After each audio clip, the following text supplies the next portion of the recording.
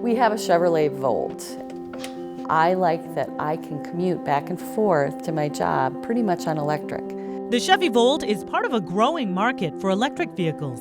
I'm happy to be one of the people that gets to drive an EV vehicle first and really kind of test it out because they simply are great cars.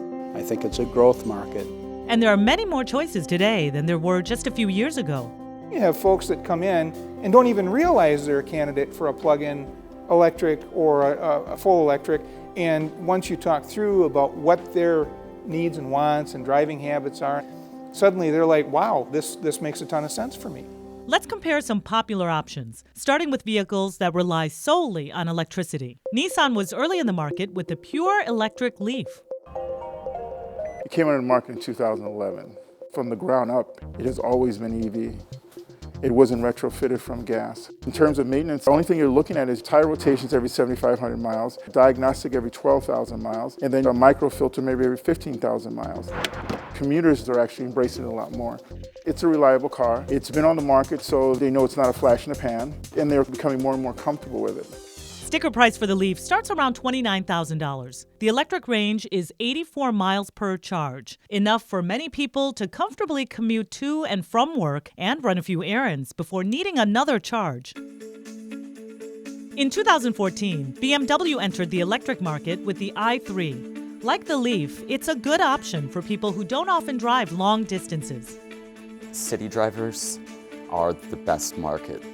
If you drive, say, 80 miles or less a day round trip, it's something to consider.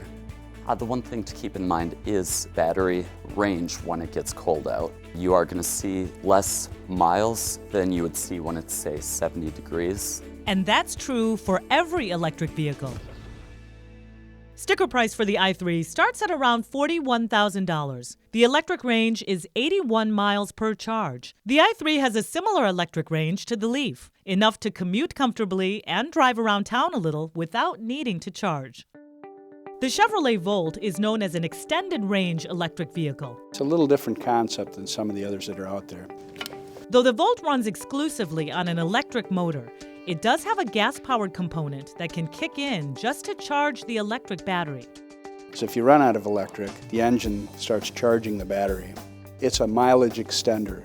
Let's call the engine an extender rather than an engine, because it extends your range by the ability to charge the battery as you're driving it.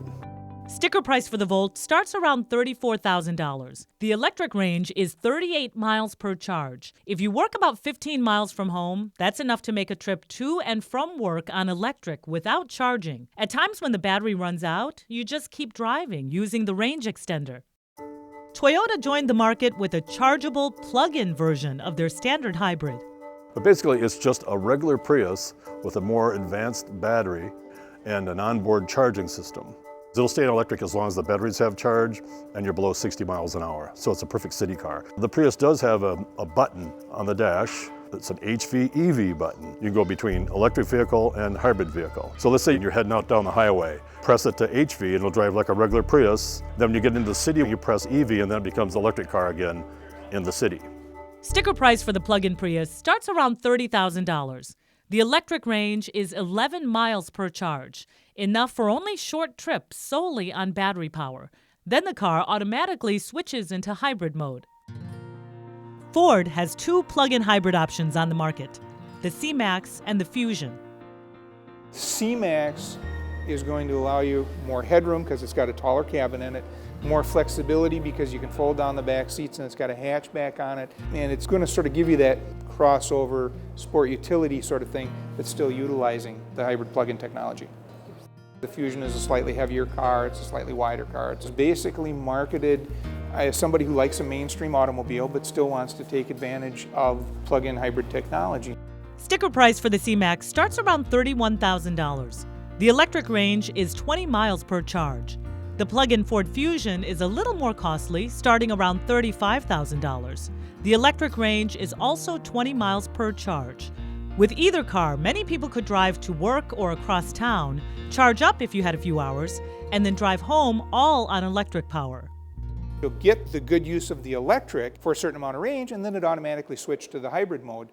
Everybody's got an electric vehicle option now. All the electric vehicles have an unexpected benefit. I know people think EV cars could be kind of doggy, but they've got a lot of get up and go. It's all torque instantly. It's faster than a Corvette off the line. They're very fun to drive. You know, in town, it can go fast. Regardless of manufacturer, all the electric vehicles are most efficient in city driving. If you're driving in town, you're doing stop and go traffic, the motor becomes a generator every time you brake. Every time you stop, you're going to be recharging that battery. And if drivers need to charge up around Madison, they won't have trouble finding a charging station. Don't sweat range anxiety. There's plenty of stations in town here. MG&E has done an excellent job as far as getting them out. We have 26 locations across the Madison, Middleton, Monona, Fitchburg area. This is something that makes sense to this community. Madison is an early adopting city. We want to be either a step ahead or right with our customers learning about this new technology. We've got folks that are very environmentally conscious. And they're a very educated market, so it's a car that fits that. I just really like that I'm not always burning fossil fuel to get back and forth to work. I'm concerned about taking care of the air quality. It's a little bit better for all of us. So I just feel like I'm doing my part a little bit.